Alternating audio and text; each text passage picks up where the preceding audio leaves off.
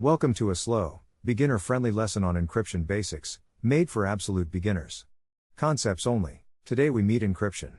We already know hashing, a one-way fingerprint that cannot be reversed. Encryption is the other side of the coin, a two-way transformation.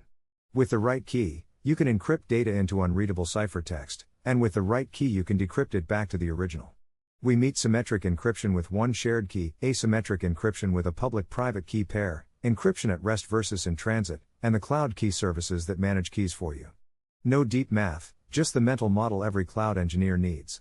The two-way street. The big split: hashing is one-way, encryption is two-way. A hash cannot be reversed. Given the fingerprint you cannot recover the original. Encryption can be reversed, but only with the key. The use cases are different too. Hashing answers integrity questions: did this data change? Encryption answers confidentiality questions: who is allowed to read this data?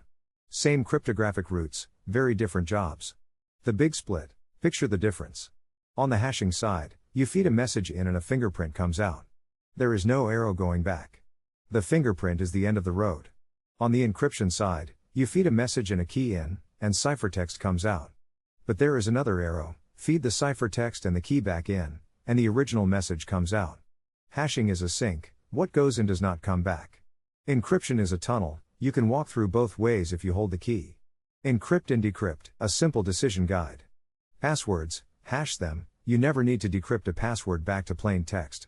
File integrity: hash, compare fingerprints. Storing secrets you must later recover, like credit card numbers or API tokens, encrypt them. Sending data over a network so no one can read it in transit, encrypt it. Digital signatures: hash the data, then encrypt the hash with a private key. Most security work mixes hashing and encryption: they are partners, not rivals. Pick the right tool. Hashing is one way. Encryption is two-way. Knowing what you need is half the battle.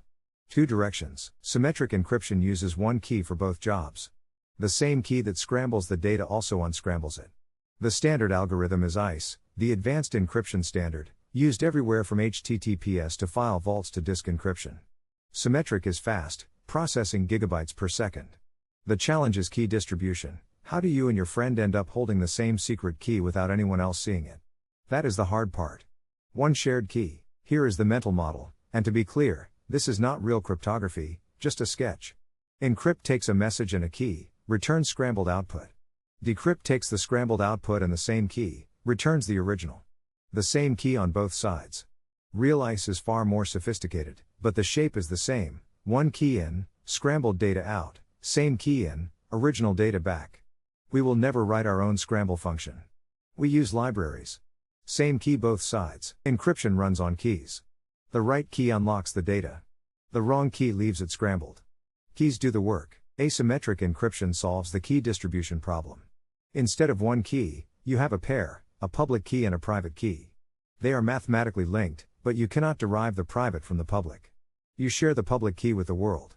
Anyone can use it to encrypt a message to you. Only your private key, which you keep secret, can decrypt those messages. The standard algorithm is RSA. Asymmetric is slower than symmetric, so in practice the two are combined. A key pair: here is the asymmetric mental model. Generate a key pair, public and private together. Anyone who has your public key can encrypt a message to you.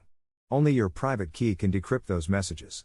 So you can post your public key on your website, print it on business cards, share it with anyone. The encrypted messages are still safe, because only you hold the matching private key. Again, this is a sketch. Real RSA is far more sophisticated, and again, we always use libraries. Two keys, just to make it concrete. With the public key, anyone can encrypt a message that only you can read. With the private key, you can digitally sign a message. Anyone with your public key can verify the signature really came from you. So the public key gets shared widely, on websites, in certificates, in key servers. The private key stays secret, ideally on hardware. And a sober warning: lose the private key and any data encrypted to it is gone forever. Who does what? Symmetric encryption uses one key for both jobs. Fast, simple, but you have to share the key safely. One key for both. Compare the two side by side. Symmetric uses one key on both sides, fast, but you have to share that key somehow. Asymmetric uses two paired keys: the public one encrypts, the private one decrypts, slow, but it solves the sharing problem. There is a third entry on the chart: cloud key services like AWS KMS. Instead of generating and storing keys yourself, you call an API and the cloud provider handles key creation, storage, and rotation. For most modern applications, this is how keys are managed. Side by side, two important states of data. At rest means data sitting on disk, in a database, in an object store, in a file. Encrypt at rest so a stolen hard drive or leaked backup is unreadable. In transit means data moving over a network, between browser and server, between services, between regions. Encrypt in transit so a network eavesdropper sees only ciphertext. Defense in depth means doing both. S3 server-side encryption covers at rest. TLS, the lock icon in your browser, covers in transit. Two states of data. Where will you actually see this as a cloud engineer? S3 buckets have a server-side encryption setting, usually pointing at KMS. EBS volumes can be encrypted. RDS databases can be encrypted at rest. Every HTTPS endpoint uses TLS for in-transit encryption. KMS holds the keys. IAM policies control which roles can use which keys. Encryption stops being abstract and becomes a row in Terraform or CloudFormation. Set encryption equals true, point at a KMS key, done. Everyday AWS. Asymmetric encryption uses a pair, one public, one private. Share the public, guard the private. Two paired keys. Cloud Key Management Service, KMS, is the modern answer to key storage. AWS KMS creates and stores encryption keys for you inside hardware security modules. You never see the raw key material. To encrypt or decrypt, you call the KMS API. IAM policies decide who is allowed to call which key.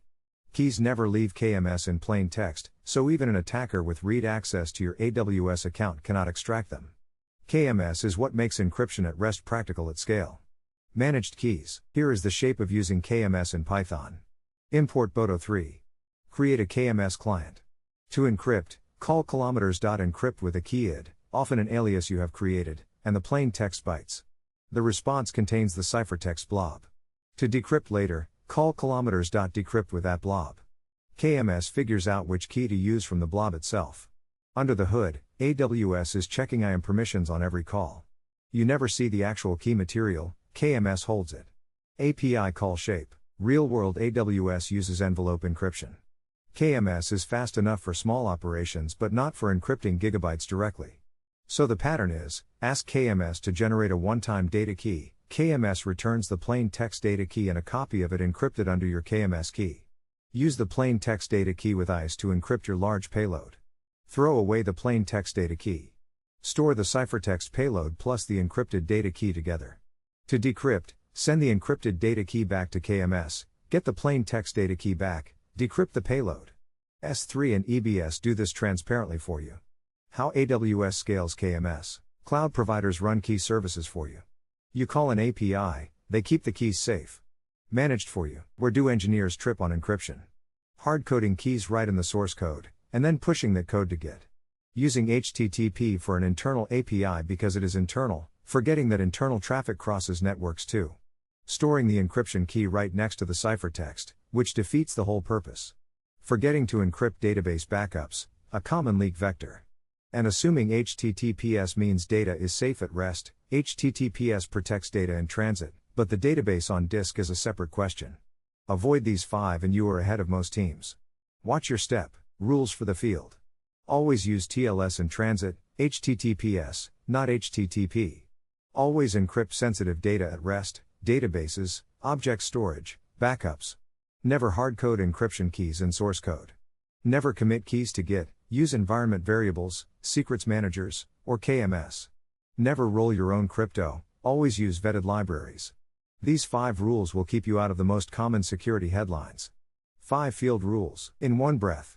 Encryption is two-way, hashing is one-way. Symmetric encryption uses one shared key, ICE is the standard, fast but hard to share. Asymmetric uses a public-private pair, RSA is the standard, solves the sharing problem but is slower. Cloud KMS manages keys for you. Envelope encryption combines KMS with ICE for scale. Always encrypt at rest and in transit. That is the whole mental model every cloud engineer needs. In one breath. Next we pull all of phase A.8 together in a mini project. We create a SQLite database with a users table. We insert users with their passwords hashed using hashlib and a peruser salt. We write a login function that verifies a password against the stored hash. We query the database to display the data. Along the way, we use parameterized queries to keep SQL injection out. Everything you learned in this phase lands in one small, working application. Mini project next. If you want practice, look at this snippet and find the 4 problems. There is a hard-coded API key. It should come from an environment variable or secrets manager. There is MD5 for a password. It should be bcrypt, argon2, or pbkdf2. There is a string formatted SQL query. It should be parameterized to block SQL injection. And there is an HTTP URL. It should be HTTPS to encrypt traffic in transit. If you can spot all 4, you have the mental model. Fixing them is the work of a cloud engineer. Spot the misuse. Thanks for learning encryption concepts. Next we build the capstone project. Project comes next.